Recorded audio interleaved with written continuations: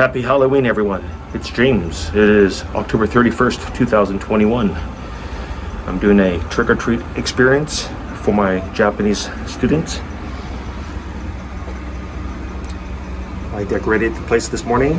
There's Freddy and a werewolf and Michael Myers from Halloween, the Scream mask, a skeleton, and the Grim Reaper inflatable costume.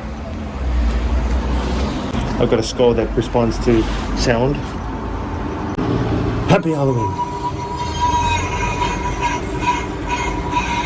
Okay, and I've got a tombstone, another tombstone, and of course spiderweb, a candy, there's a fake hand, trick-or-treat bags, candy,